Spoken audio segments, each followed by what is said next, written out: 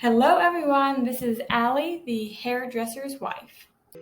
And the question of the day is how to blow dry your own hair to get a salon-worthy blowout at home. My husband's answer was simple. He said to start with really wet hair, to create sections, and to use a brush. And of course I used some product too. So I jumped in the shower, grabbed what I had in the bathroom, and gave it my best shot. First, I used Evo Day of Grace Pre-Style Primer, and I sprayed that throughout my hair, which helped detangle it for me to brush it out.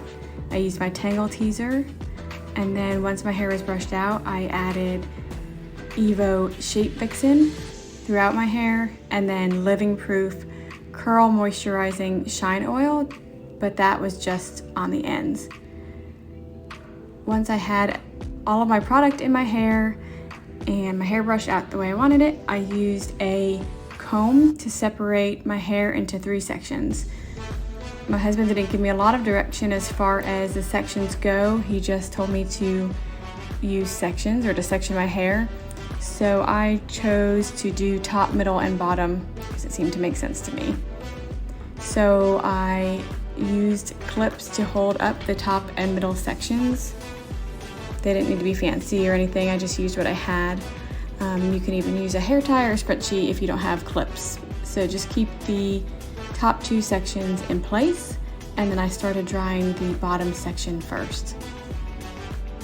So starting at the bottom, I then kind of created subsections using my hairbrush about the width of that round brush, and blew each section individually. While I was using the round brush, I made sure to create some tension to get the hair smooth. And I also made sure to angle the blow dryer down, so like in the same direction my hair grows from the root to the end. I did blow underneath my hair to give it a little bit of lift as I was blow drying.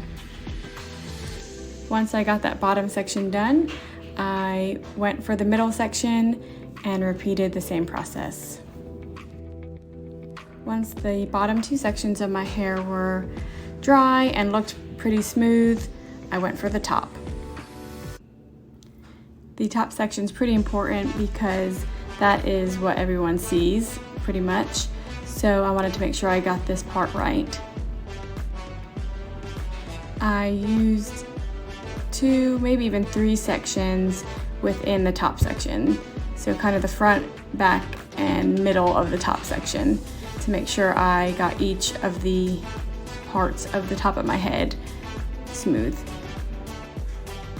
When I did the front section of my top of my head, I had to brush it forward because my arms aren't long enough to brush it up anymore to get it in the same direction. But I wanted to make sure I still angled my hairbrush toward the end of my hair from the root, while still creating tension with my brush. Once this front section looked pretty smooth, I kind of blended it all together while my hair was in front of my face, using the brush and of course the blow dryer.